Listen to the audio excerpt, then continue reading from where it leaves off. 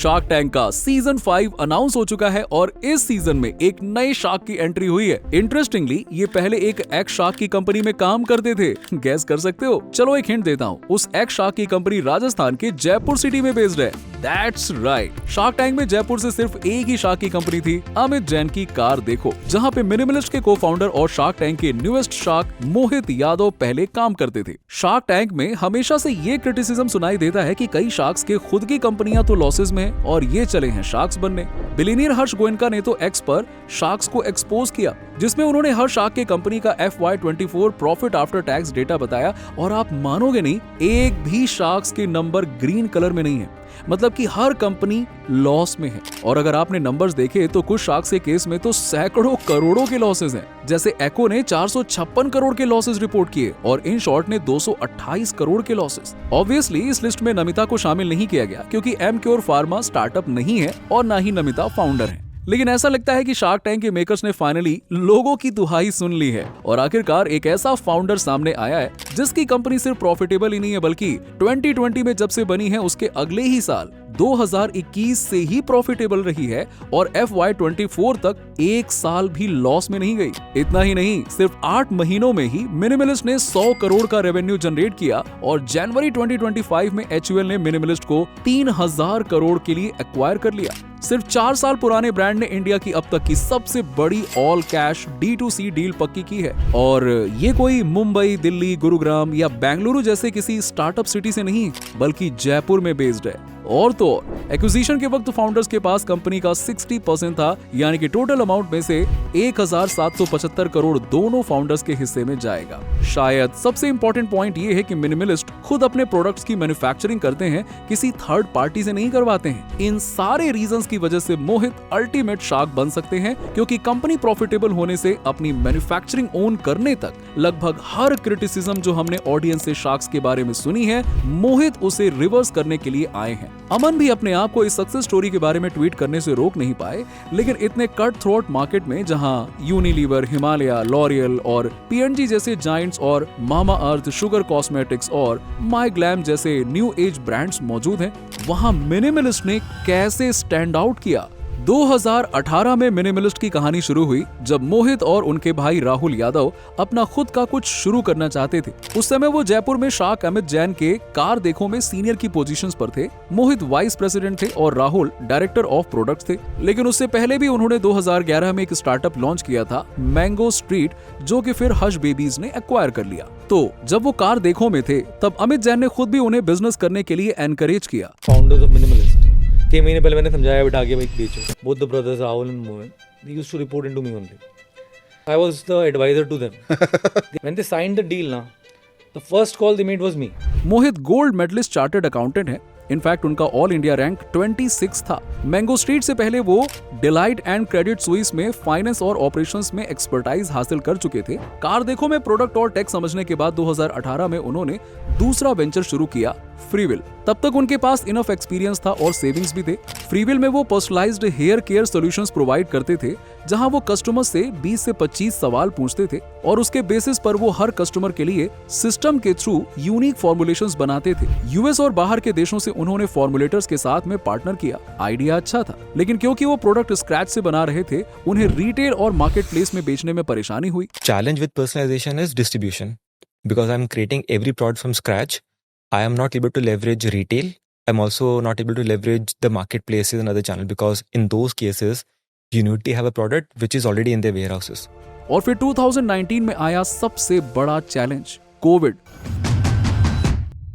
Covid में सारे supply chains ठप पड़ गए और फ्रीविल को बैक स्टेप लेना पड़ा। लेकिन प्रॉब्लम तो फिर भी वहीं की वहीं थी। फ्रीविल के दौरान वो कई सप्लायर से मिले और उन्हें ब्यूटी इंडस्ट्री के अच्छे बुरे दोनों साइड्स के बारे में पता चला। उन्हें पता चला कि 90% ऑफ द टाइम ब्रांड्स के पास में कोई क्लिनिकल प्रूवन डेटा नहीं होता है, लेकिन वो मार्केटिंग ऐसी करते हैं कि फलाने शैम्पू में ये इंग्रेडिएंट्स है जिससे कि आपका हेयर फॉल रुक जाएगा। इतने श्योरिटी के साथ में बोलते हैं कि लोगों को यकीन हो जाता है। आई एम श्योर कि हम में से कोई न कोई कभी न कभी इनकी मार्केटिंग स्ट्रैटेजीज का शिकार बना होगा। फिर कभी वो डाल देते हैं अपने शैम्पू में रोज एक्सट्रैक्ट या फिर कभी अनियन एक्सट्रैक्ट और ऐसे ही कुछ न कुछ करके चलता रहता है। For a while, even for hair loss in India, onion and onion related product become a fad, and after 2 years it becomes something else. Right? If something is actually revolutionary, deliver what it promises, there's no need for any brand to change those stories every 2 years. Minimalist ने अपने execution में ऐसे ही अनोखे strategies को apply किया जिससे वो इतने रिकॉर्ड्स तोड़ पाए। ऑनेस्टी, उन्हें एक चीज बिल्कुल क्लियर थी, जो चीजें हमें खुद को पसंद नहीं है, जैसे कि झूठे क्लेम करना, वो हम अपने प्रोडक्ट्स में कभी लेकर नहीं आएंगे। छोटे छोटे फॉन्ट्स में इंग्रेडिएंट छिपाकर डालने के बजाय उन्होंने बोल्ड, क्लियर फॉन्ट में अपने फॉर्मुलेशंस को हाईलाइट किया। लेकिन एक चीज नोटिस करना, ये देखो, ये 2 अलग अलग ब्रांड्स के वेबसाइट हैं, लेकिन अगर इन्हें कंपेयर करो तो आपको लगभग सब कुछ सिमिलर नजर आएगा। दैट्स राइट, लेफ्ट साइड पर आप जो वेबसाइट देख रहे हो वो दरअसल यूएस के फास्टेस्ट ग्रोइंग ब्रांड्स में से एक था, द ऑर्डिनरी। और बहुत ज़्यादा उनका भी सेम कॉन्सेप्ट था कि यार हम ऐसी चीज़ बनाते हैं, मार्केट में इतने सारे प्लेयर्स हैं, एकदम स्पेसिफिक रिजल्ट्स की बात करेंगे, एविडेंस की बात करेंगे, बहुत सिंपल पैकेजिंग रखेंगे, एग्जैक्ट वो करेंगे।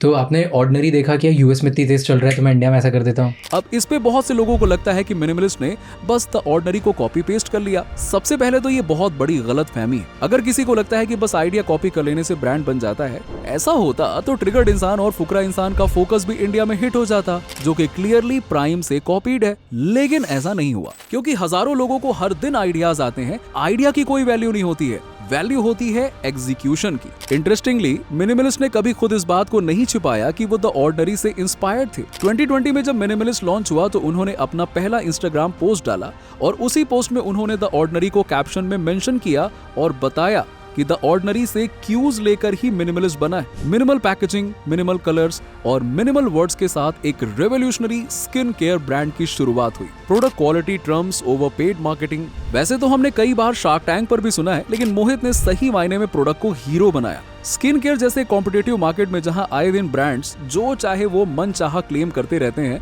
मिनिमलिस्ट ने अप्रोच को अपने ट्रांसपेरेंट रखा। रेडिकली ट्रांसपेरेंटली रहना है हम लोग को। मतलब जो भी हमें चीज़ें खुद पसंद नहीं आती है, व्हेन ब्रांड्स हाइड्स और चीज़ें बता नहीं रहे होते यार, वो कभी नहीं करेंगे।